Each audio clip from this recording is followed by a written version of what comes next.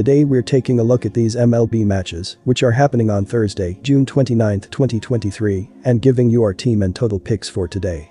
Welcome back to High Stakes.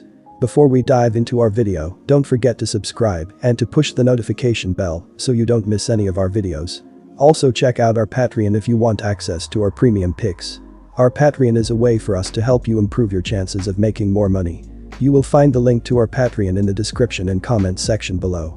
Houston Astros vs St. Louis Cardinals. The Houston Astros have been climbing up the rankings as they are tied with the New York Mets for 18th in the majors with a .716 ops while scoring 4.47 runs per game so far. They have been very similar on the road as in 38 road games, they have a .248.307.408 line while averaging 4.55 runs per game. Right fielder Kyle Tucker has been doing well as he has a .790 ops with 10 home runs, 43 RBI, 36 runs scored, and 14 steals on 15 attempts.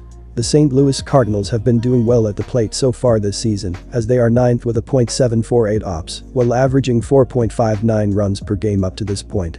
They have been hitting better inside of Busch Stadium this season as they have a .770 team ops while scoring 5.16 runs in 41 home games. First baseman Paul Goldschmidt has been hitting incredibly well as he has a .283.374.481 line with 13 homers, 40 RBI, 49 runs scored, and 8 steals on 9 tries. Adam Wainwright also has been brutal up to this point of the season when looking at his baseball saving page as he is in the first percentile in SBA, first percentile in whiff percentage, first percentile in strikeout percentage, and second percentile in XSLG.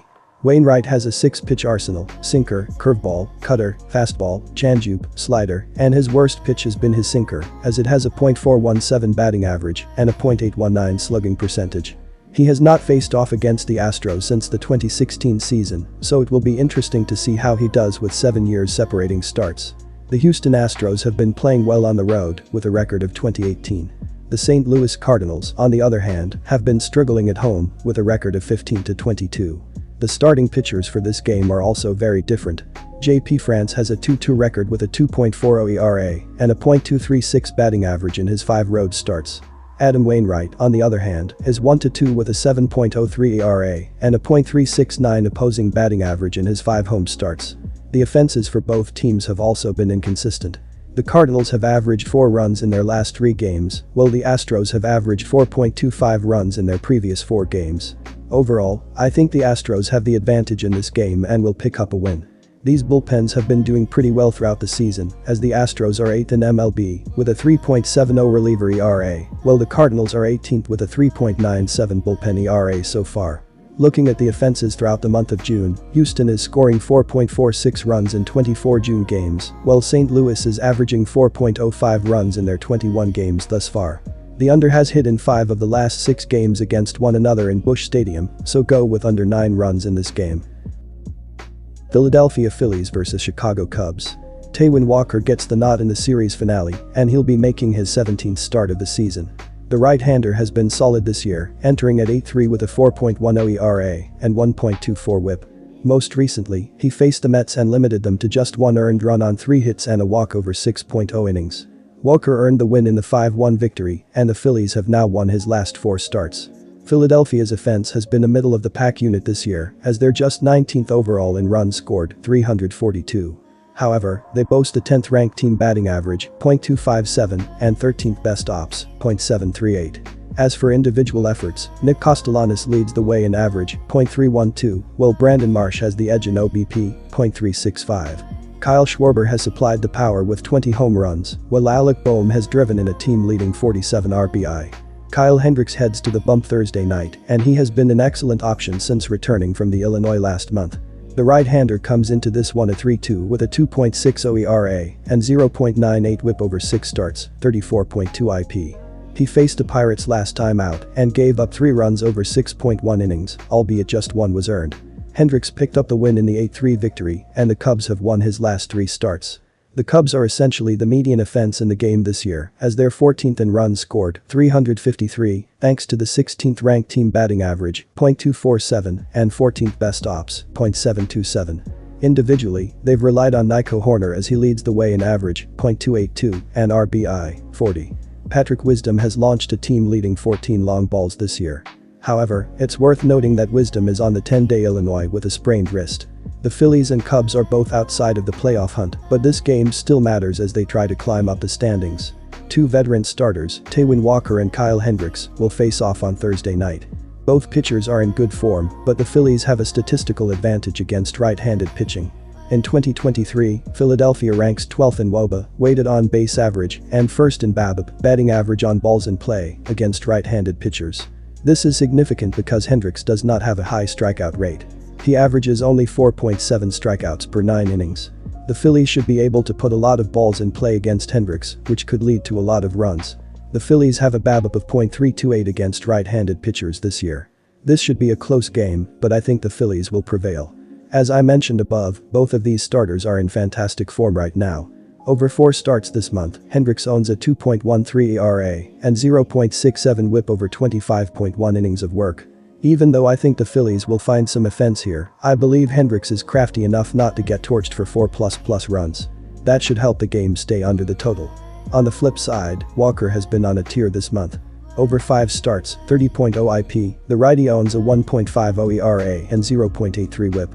These two starters should match each other's intensity and keep this a lower scoring affair.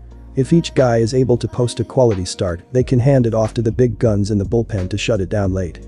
Under is the best bet in this game when it comes to playing the total. Los Angeles Dodgers vs Colorado Rockies.